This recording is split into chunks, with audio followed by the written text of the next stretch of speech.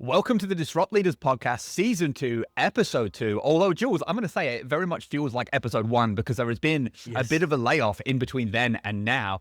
So how do you feel? How do you feel about being back, man? You pumped? Oh, mate, I'm refreshed, ready to go. Obviously, circumstances of man, you and I have not spoken in a podcast capacity. We've been speaking to each other off and on, checking in with one another, but not in a podcast format. So I'm very excited to go ahead.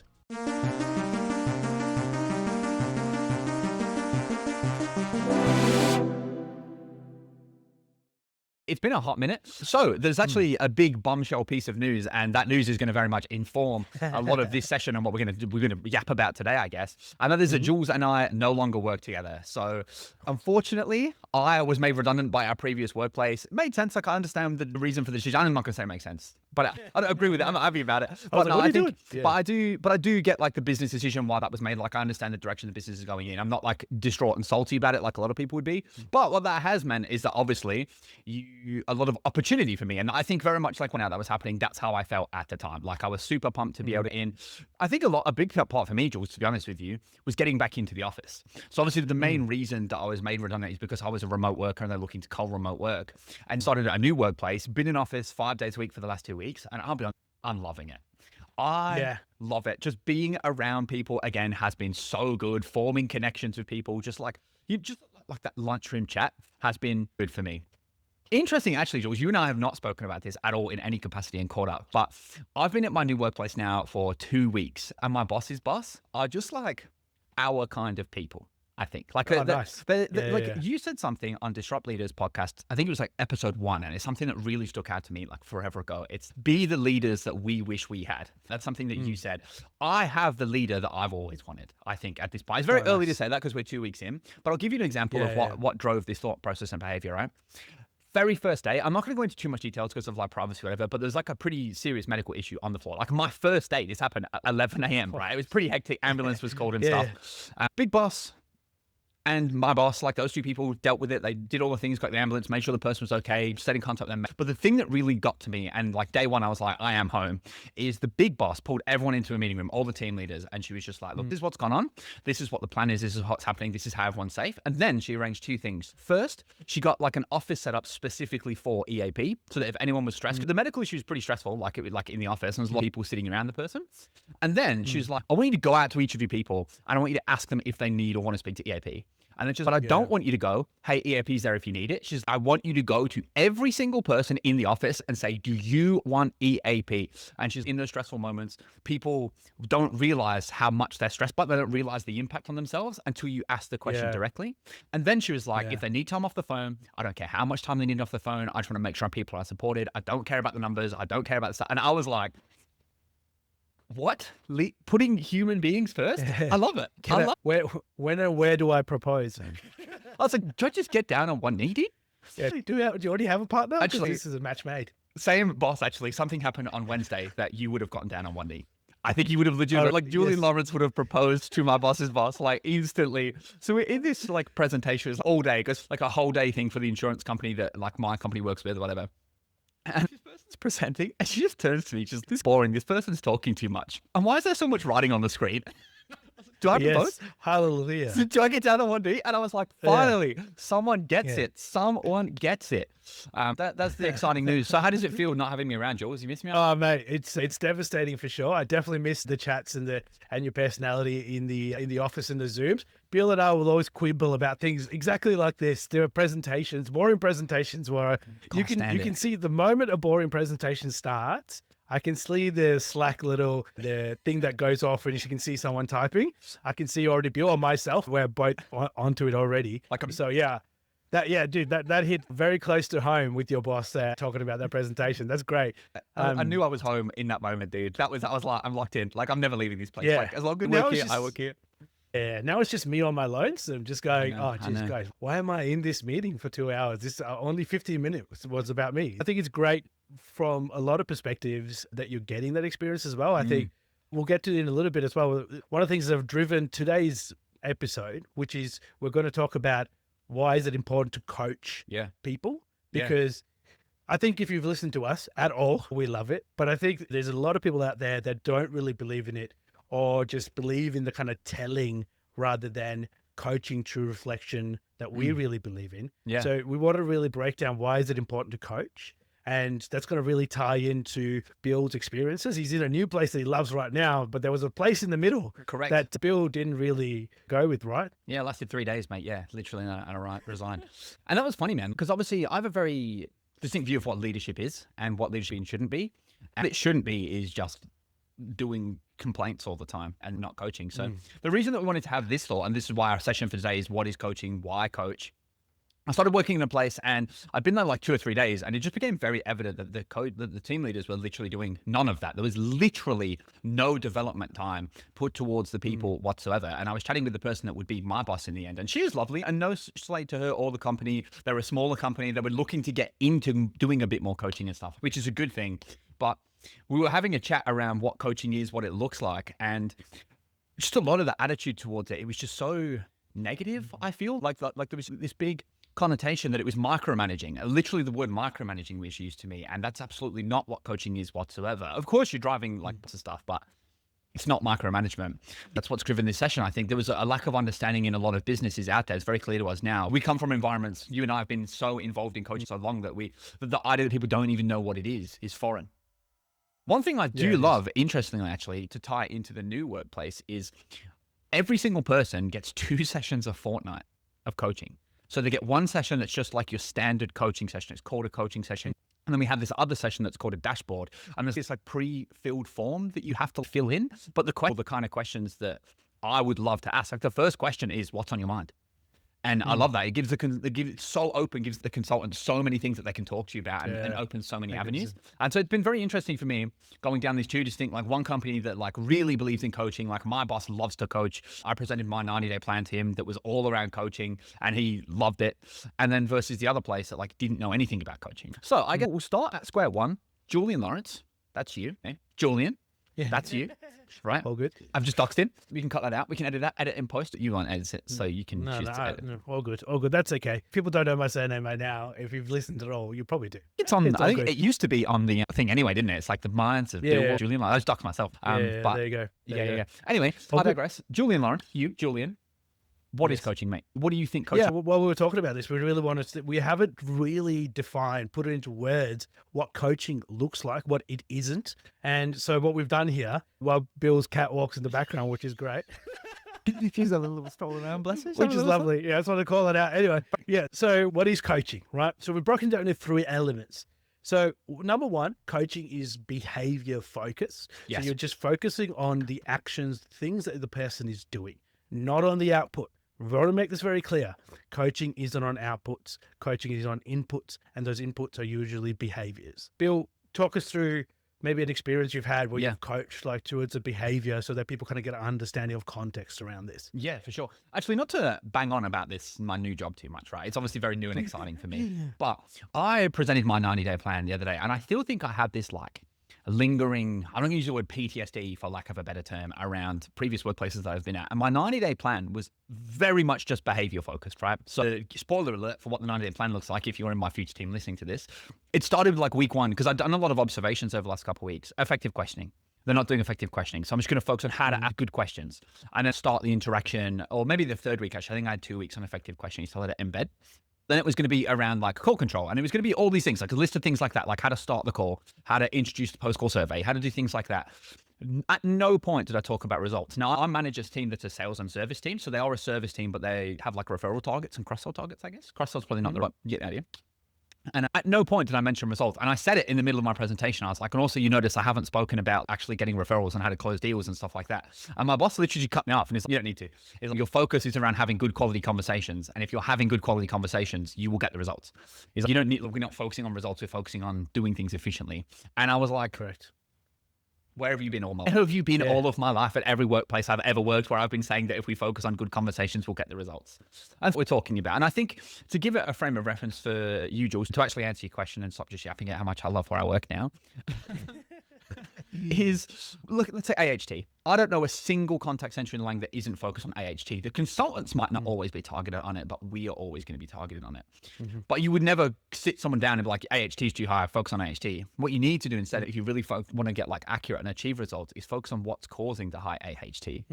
Is it that they're spending too long not getting to the correct solution that the customer wants and they're just guessing things, which is what I just mentioned. So if you focus on the tuning, they'll get to the solution quicker, which means that AHT will come down.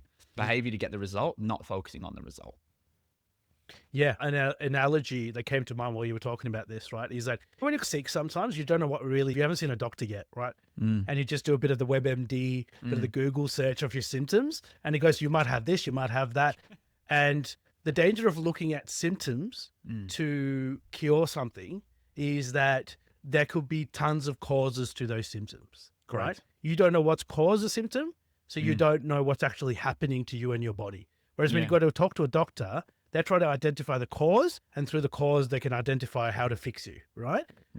And so it's the same thing when it comes to people's behaviors and doing like the symptom is high average handling time, or they're not selling, or whatever the case is. That's the symptom. That is not the cause. And if you try to fix a symptom, you're still going to have that cause happening somewhere in the background. So I think continue behavior focus, that's number one. The second thing is self-reflection. Now, I think this is really where the money gets made. In terms of coaching.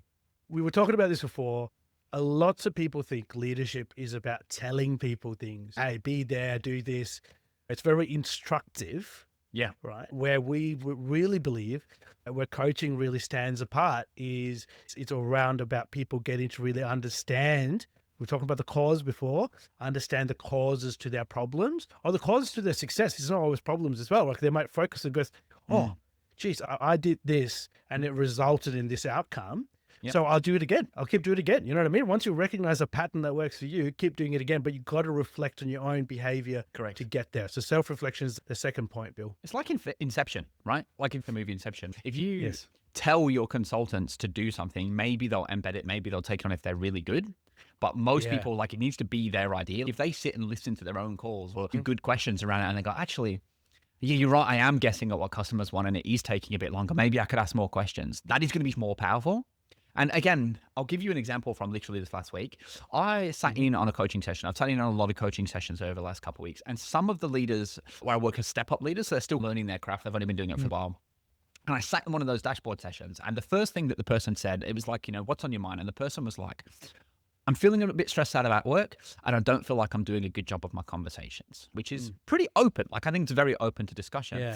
Now, I think I did text you about this one actually in the week because it was something like, it was one of those things that I picked up in the session, and the person the leader went into a 5-minute talk about why they shouldn't be stressed at work, how to manage stress at work. At no point what was causing the stress. And then they moved on and then they were like, oh, and let's have a look at your results. No, your results are good. So you shouldn't be stressed about your conversations either. And then they tried to move on. But then they were like to me, hey, do you have anything you want to add to me? And literally I asked 3 or 4 questions and the questions were like, what's stressing you out about work? Why don't you think you're doing a good job of the conversations? And that got this big can of worms around how she wasn't too sure she was giving the correct solution sometimes, and she felt she needed more time to get the correct solution. Asked another question. Okay, so what can you do to buy yourself more time so you can get the solution? And she's, I guess I could put the customer on hold for a couple of minutes. Solved. Stress relieved. Things solved. And 10 minutes of ranting was cut down to an actual solution in 3-4 questions. And that's not to say that it's not me that's excellent. It's focusing on behaviors and self-reflection has gotten the work there. And I think that's really that's a really important focus. Makes me think of like I saw during the week, I saw this video of a comedian and he's Aussie. I can't remember his name, but he was like, oh, I'm in therapy. And if every profession act like therapists, you get, have you seen that one? If every profession acts like a therapist, it would be really infuriating. Our coaches, in a lot of ways, that we approach problems in a similar way because we need the person to come up with their own solutions. We can help them with those solutions, but at the end of the day, if it's their own solutions, there's a lot more power. But the comedian was saying, hey, imagine you get a plumber that comes over to fix a plumbing problem. And they go, how do you think you might have caused that? And what do you think you will do to fix it? No, mate, I'm playing you. You're the plumber. You tell me. You know what I mean? Yeah, correct. Yeah, correct. But leadership is the opposite of that. But I think leadership and coaching is the opposite of that. You cannot lead through telling. You have to get people to really understand what you're doing, what they're doing, sorry, in the background that's causing these things. Self-reflection really key. 100%. I think it's one of the the pillars of it, I would say. I think it's probably, I would say, of the 3 points, the most, I don't want to say most important because I know point 3 is coming up and point 3 is pretty important. But I think if you were only going to do one, I think making it self-reflective is probably the most important one, because it's hard to be self-reflective without behavior, I think. Yes. Yeah. All right. Correct. Point number Correct. 3 is, and point number 3 is a big one, Jules. And Big one. I think the first 2 points are what make a good coaching session. So if you're behavioral focused and the person's self-reflecting, I would say it's a good session. It is what makes it a great session. And I don't think you would disagree with that statement. No, 100%. It's what lands the plane, so to speak. It 100%. definitely makes it work. Yeah, all good. Yeah. You can fly from Australia to Orlando, but unless the plane lands without a crash, you ain't going to Disney World. You know what I mean? Yeah, So, correct. point 3 is commitments. A solid action plan, like a solid commitment, getting the person to lock in on a thing that they're going to do. Now, you and I have both been through the same kind of coaching, like training. Training's probably a better word for our coaching and how we coach. Big on a very specific, like kind of micro goal that's very focused. Would you like to give what that might look like? Yeah, 100%. So again, we'll go back to maybe the example of our average handling time. Say they're not asking enough effective questions, and that's what the issue is, right? So you really break that down into, okay, once you've figured out the questions you want to ask, you've role played that, you've done all that, then you go, okay, how many times are you going to actually demonstrate that particular action? Does that make sense? So for example, they might say, oh, okay, I'm going to ask effective questions on 100% of my inquiries. Then you go, wait a minute, you're not doing it at all now, mate. So how do you go from 100% Correct. to, how do you go from 0% to 100%? The cat's really does, hey. The cat's really, like, she's having a good little sus, and it's completely derailed this section. I'm just like, corner of my eye can see her, and it's just, completely throwing me off. Anyway, we'll get back. Okay, so go back to micro behavior. We'll try to be professional as much as possible. Yeah. So essentially you go, okay, so how many times are you going to do it? They go, okay, I'm going to do it.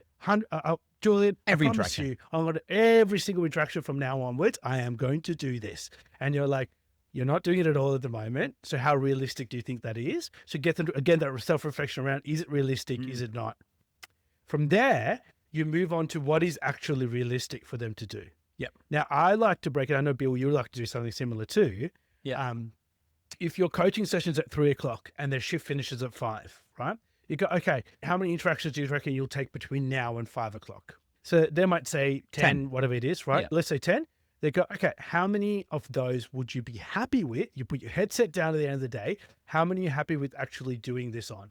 And then they might go at 5 or 6. What that does, it just breaks it down into bite-sized pieces. Yeah. When you give them large out there targets, right? Yeah. Hey, I want to do it 80% of the time. I want to do 50 out of the 60 interactions I take in a day.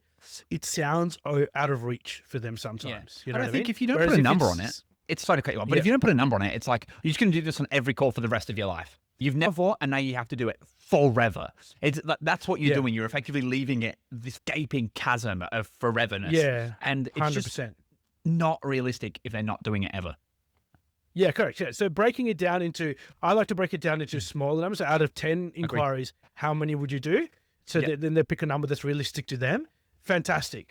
Then it's around, how would you let me know, all that kind of stuff, that support stuff. If you want a little bit more information on this, we've done a whole thing on like how we break down coaching sessions, but essentially just really knuckle down into easy to understand goals and targets for each of those behaviors you're going to do. And it's not, again, notice we have not said how many times you're going to make sure your AHT or average handling time is 8 minutes or 10 minutes or whatever your target is. How many times are you going to ask effective questions? Correct. The behavior that you promised to. So the micro behavior is asking effective questions. And then your target is how many times you're going to actually do that. And it's a specific number. I think that's really important. We've spoken about this previously. If you go 70% of calls, what's that look like? Whereas if you're like 7 out of the next 10 calls, I'm going to ask effective questions on, the person can easily track if they've done that on a tally. They can easily have examples. And it's also very easy for you as a leader, I think, to follow on from that, Jules. I think that's the key thing. Yeah, 100%. It's very easy for you at the end of the day to be like, so how many of the 10 did you do? And then if it's not 7, it's okay, so what got in the way? Why didn't we do 7? And I think this is where I think great coaching comes in. It's one of those things that just because you're coaching for 30 minutes doesn't mean that's all the coaching is. Like, you need to have that follow on. And Yeah, 100% that agree. doesn't have to be mountains of work. It's literally just a message the following day being like, hey, go on with your effective questions today. I'd love you to where you think it's worked. Actually, related to this, Jules, something you all love, my new workplace, not to gas it up too much again. The phone system transcribes the calls for us.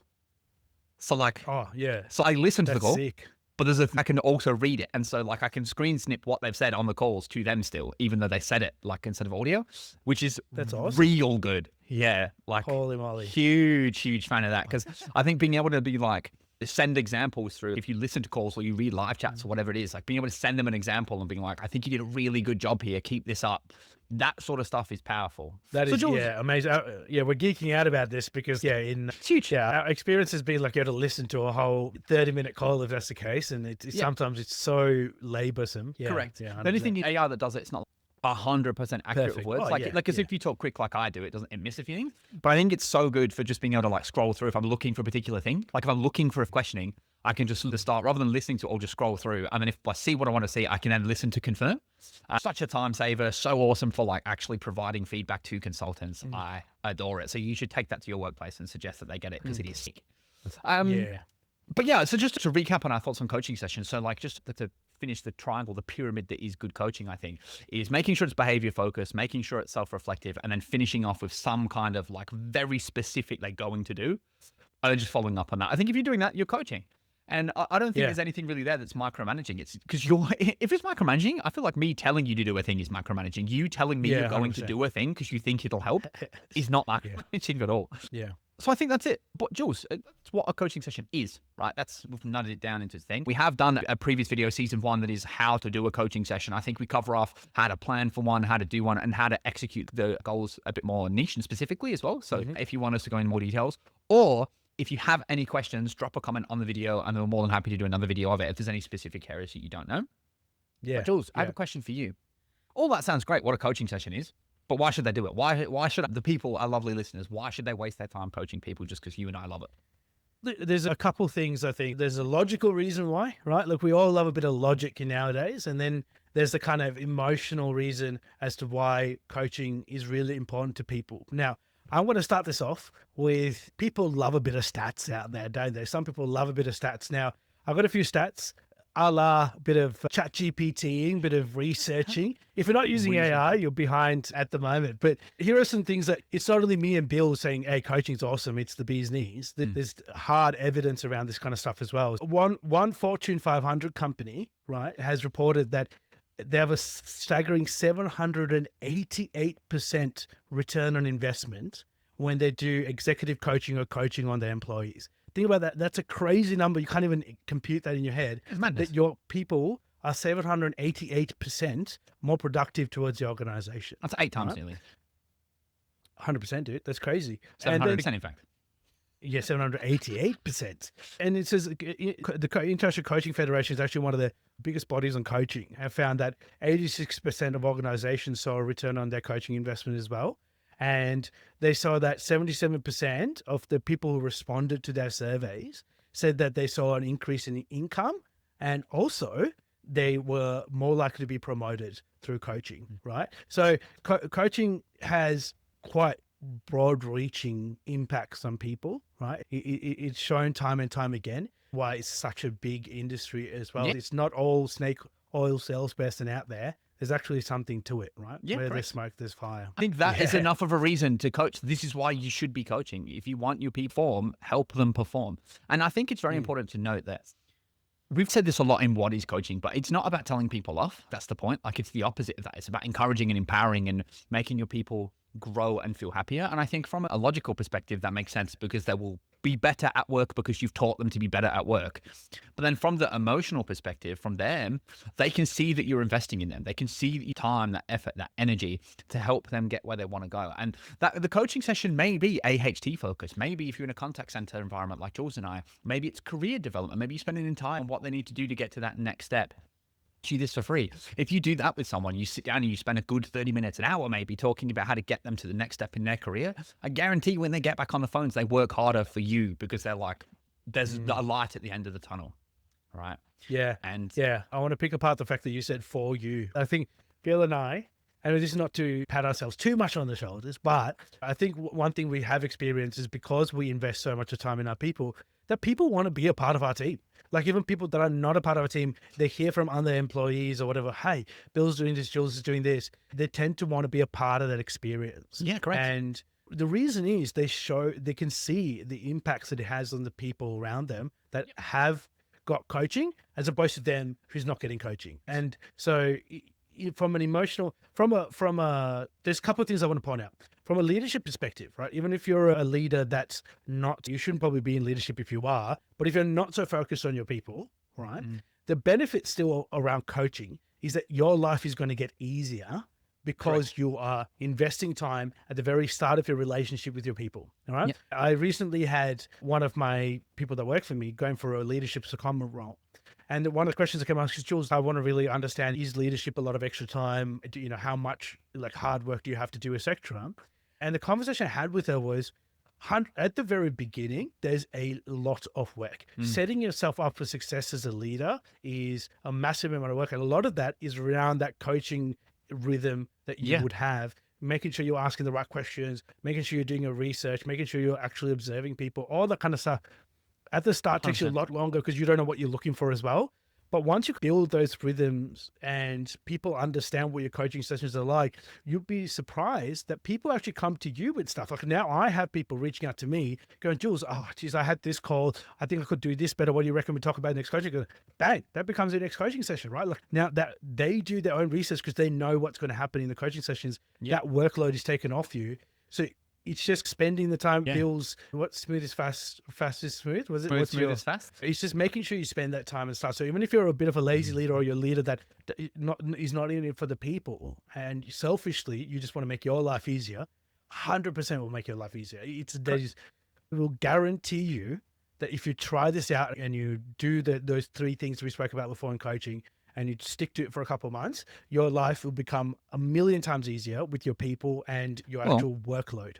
To give you an example of this, right? And this is going back to that place that I worked at for a couple of days. The other leader, right? So just bear in mind that they were a team leader, but they were pretty much spending their entire day doing complaint calls. They were just following up on complaints for consultants, right? But they're providing no feedback and no coaching.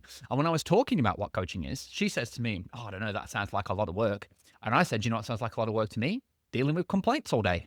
Right. And that's the thing, right? Like you're not coaching your people. And so you're having to do all this additional work, all these angry customers, all this additional stuff you're dealing with because you're not focused on your people. If your people were empowered to have better conversations in the first place, you have to do that work. And I tell you this for free, it's a lot easier listening to a handful of calls and providing feedback than it is dealing with screaming people for 2 hours. So I think that's, to your point, Jules, you're exactly right. And I think a lot of that comes down to, it just makes sense, right? If you invest in your people, they will be better at the things. And so you will have to do less work to help them get good at the things because they're already doing it. And they'll want to do more for you. And that's the key thing. They'll be better because they want to be, and they'll be better because they can be as well. You're fixing the skill and the will issue at the same time by investing in your people. Yeah. And they'll enjoy what they're doing as well because they're less likely to have errors in what they do. Because when it's tough going for employees is when they're really struggling at their job. Yes. And they're just, oh, geez, clients are getting angry at me. My manager's not happy with me. And you've got an unhappy employee giving poor experiences. Whereas with this, you've got a happy employee because they're having better experiences because you're actively coaching that out of their day. And that's something key to remember as well. No, I definitely agree with you. And what I would say, actually, one last point on this before we move on. And I think it's really important to know that it will fill your cup, your emotional cup. This is something, I got this from my new leader, actually, because he was saying that coaching fills his cup, right? Which is where I got this from. But you just said that like the consultants will feel more engaged at work because they're doing a good job. And that is what coaching is to a leader. I promise you this, if you're not doing it right now, sit down, have a good behavioral, self-reflective coaching conversation with a commitment like Jules and I have mentioned. Listen, try the behavior, succeed at the behavior, be stoked, come back to you and be like, I did the thing that you suggested and it worked. I asked those questions and that call went way quicker. And that does not fill your cup. It is the reason I get out of bed in the morning. That right there is the reason that I'm a team leader. That's why, like, I don't get all these people that like hate going to work. Don't get me wrong, right? I had a couple of months off. I loved it. It was sick. Sitting on the sofa playing PlayStation, loved it, right? I did want to go to work. And now that I'm back at work, I'm not one of those people that wake up on a Monday morning and be like, oh, far out Monday, got 5 days of this grind. And coaching is that reason for me. And if you're not doing it as a leader, you're probably missing out on the single best bit of being a leader. And it's probably not close either, I would say. And that No, you should be 100%. coaching. Yeah, by far. Why we started this podcast, right? Because we just want more of that out there. And I think it's almost a bit sad that people don't. I think the people that don't do it haven't experienced it. And I think that's honestly my belief. I could be proven wrong. No, I agree. I think if you've experienced good coaching yourself, like you've been coached well, or you've seen it being done well, then you really know the power of it. And I think, just give it a go. Sometimes if there's no examples around you, you've got to give it a go. We've been a part of those kinds of environments, Bill and I, where like you're the only person who actually wants to give it a go and give it a try. And that's fine. I think through your evidence, you might be able to influence the people around you into seeing how investment in people can work, right? That's a segue, I think, Jules, is it not? Yeah. So the last 100%. the last thing that we wanted to talk about today is how to start if you're not currently doing it. Because this came up in that job that I was out there, not doing any coaching whatsoever. So how would you begin getting coaching conversations amongst the people, Jules? That's my question to you. Yeah, I think first of all, with your own people, have a huddle and go, hey guys, I'm going to have a bit of a change in terms of how we interact going forwards. I really want to develop all of you guys to be, do whatever you want, be what you can be, all that sort of stuff. Yeah, right? be what you can be. Yeah, fulfill your potential. And so I'm going to be doing this. It's not going to come as a bit of a surprise when you send an email out and go, hey, I'm going to be doing X, Y, Z. And it's also not going to be surprising when they come to your sessions and they have a different flavor, because they're going to be very different if you're going to be doing these three things when you haven't been doing them before. Yeah. First, set that expectation with everyone in your team going, this is what's going to happen. These are what my sessions are going to look like from going forwards. So if you want to come in with some stuff that you want to discuss, please feel free to do so, because this is about you and your growth. I think that's really important. Correct. And I would make that point very clear. But like these sessions are about you. It's about you growing, developing, whatever that looks like for you in your individual journey. So I really want to make sure it's clear this session's about you. I want you to have a thing now in that session, what it is you want from working here, and bring that into the session with you. Because I think, and we said this, I think when we were chatting earlier, Jules, you don't want to mention it's about performance. Maybe it is for some of the people, right? Maybe for some of the people, they need performance management. Maybe you've got some high performers, maybe you don't, whatever. But if you start saying, I'm going to start doing sessions with you all around performance, what do you think is going to happen? Backs are going to go up. And coaching is about performance, but we're not coaching to performance. We're coaching to behaviors, because you listen to the first 10 minutes of the podcast today. So I think that's the key thing. It's about them and it's about their growth. That's it. That's the like. And then I think the second element to that is that managing up, right? It all depends on the culture that you have in your organization and your senior leadership. Now, if you're lucky, like Bill is, and you have people that are quite supportive of coaching, but if you're starting to coach now, I'm guessing you don't. And I think the thing around that is set some expectations with your manager around, and I think you don't have to go into detail as to what you're going to be talking about, but I think just go, hey, I'm going to start a new routine with my people, a bit of a pilot around having a bit of different discussions with them. What I guarantee is in a couple of months, you'll definitely see that kind of bear fruit. And you can talk to them about performance if they want to, because at the end of the day, that's probably what they'll care about. Yes. And so you can say, hey, I'm going to try this thing out, and I'm going to see whether that's going to work out for the next few months, and just stick to it diligently. And then through evidence, you can even convert them to seeing the light. So yeah, correct. And I think you do. I think the proof is in the pudding. When you've got a team that are humming along really nicely, getting results, doing the right things, or want to copy what you're doing, right? And then you'll have other leaders in the business being like, what are you doing? How's that working? How are you getting that done? Yeah. When your numbers are better than everyone else's. Yeah, 100%. Yeah, 100%. And the other thing as well, really quickly, we've spoken about kind of one-on-one coaching, like sitting down in a meeting with your person on Zoom or face-to-face and having that conversation. The other aspect about coaching we haven't really covered too much in this session I want to really cover is coaching in between one-on-ones. The coaching isn't always just a one-on-one conversation, face-to-face conversation or Zoom conversation. It's also how you communicate with your people. So I'll give you a good example of that, right? So we were talking about before, if somebody, does what you said, they ask effective questions and they go, oh, Jules, guess what? I did 7 out of 10 conversations. I'm so happy, blah, blah, blah, blah. You know what I mean? How you communicate then to them is also coaching, right? So 100%. You go, oh, yeah, well done, mate. Awesome stuff. What do you think you're going to be doing next week? What have you learned from it? It's not going in, oh, well done, just leave it be, right? It's about how do you go back and then self-reflect on that situation that just happened as well, right? It's always reflective questions. It's always asking reflective questions. Whenever somebody goes, hey, I really struggled with this conversation before. Oh, why do you think that is? What do you think happened? How was the customer feeling? All those questions happen before your coaching session even begins. And so you're coaching continuously, trying to improve and tinker with what people are doing. So coaching doesn't always have to happen on a one-on-one basis as well. I think that the Yeah. key thing with that, like those following on in between coaching sessions, is just around making sure that you people always feel like you care and are supportive, and that you're not only focusing on those 30 minutes. I think it is the fact that, like, it means a lot that you check in. Some of it is definitely you checking back in to help whip a little bit, right? And be like, are you actually Yeah. we spoke about?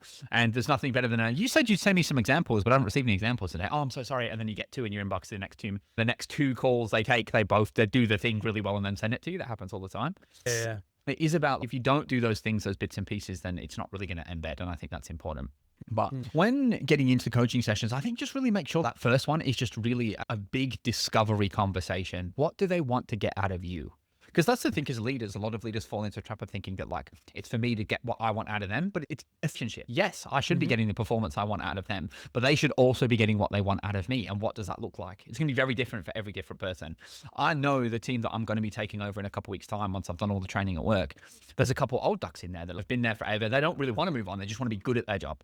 And how you motivate is very different. How you motivate the new person that's 22 and wants to become a CEO in the next 10 years. Like, you really have to manage each of those people differently. And I think it's just to make sure the conversation is about your people, not about you. And it's about what they want, not what you want.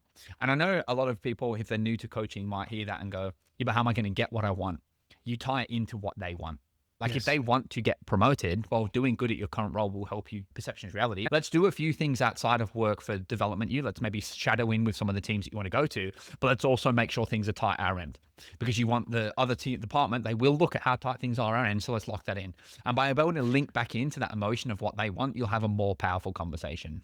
Yeah. And I think we spoke about it before. I think people want to do things for you if they know that you care. If no one, what's the phrase? I think I've used it before, but no one cares how much you know until they know how much you care. Yes. Right. So it's one of those things, right? If you want people to do some things for you, you gotta have to do things for them, dude. You can't just be like, oh yeah, go ahead and be absolute legends out there, but I'm not going to give you anything in return. That's not going to work out for very long. I always tell this to people as well. If you want people to improve on things and you just harp on about it for a long time, they will improve on it, but not in a way that's any benefit to the business, any benefit to you, because they'll find a shortcut way of doing it. That your quality will drop and it won't be sustainable. They'll improve on that metric, but the moment that you take your foot off the gas, they will fly off.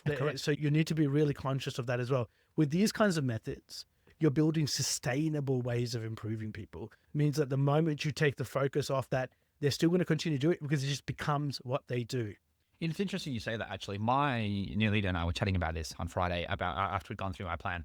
And he obviously liked that, as I mentioned. But the thing that he said is, like, that kind of, like, focusing on those kind of behaviors and stuff, it means that you can take a week of leave and your performance isn't going to drop while you're gone, while you're gone, because the team are like, we need to make sure we don't let, Bill down. We need to make sure we don't let Jules down. And so we really need to be on this during this week. That's what this kind of, that like emotional buy-in does. Whereas if you're doing what Jules is just, and you're just like hammering performance, you take a week off, immediately goes down the pan. Immediately. I've actually got a story around this. So last week, Bill and I were going to record early in the week, but I've had bronchitis this week. So I've had 3 to 4 days off work because it's just been crook. And it's funny because I came back thinking, oh man, it's going to be a nightmare in terms of all this stuff I have to do. But lo and behold, some of the guys and some of the people that I've had issues with in the past, like in terms of just like picking up their socks, right? Like they were like, oh, the moment I came, Jules, just letting you know this happened, I handled because I didn't want you to disturb you because like you were sick and all this kind of stuff. And that handled so many things for me. I actually felt like, I actually had a moment that was like, oh, that's so awesome. And I was joking with my leader on my catch up with him on Friday going, oh man, like maybe I should take leave more often because they all clicked in so well and they did such a fantastic job. So it was great. Our little secret guest is very excited. She's sprinting around the place. And maybe I'll have to get her on the podcast next week. Yeah, maybe. No, literally, if I tried to pick her up and put her on the podcast, she'd go mental, mate. I think that is about everything we had to cover today, Jules, is it not? I don't think we've got really much else to go over. I think we've covered off what is a coaching 100%. session. I think if there is anything that you want to know, if there's people out there listening, you think there's something we've glossed over, you think there's something you want us to go in a little bit more detail, please drop a comment and let us know. If you have there's something that me and Jules want to start adding to the tail section of our podcast, or any questions around leadership, if you've got any specific situations, we're more than happy. Just DM us, drop us a comment, anything like that. Otherwise, if you've enjoyed the podcast, drop us a follow, drop us a subscribe. It would mean the absolute world to us. And have a great week.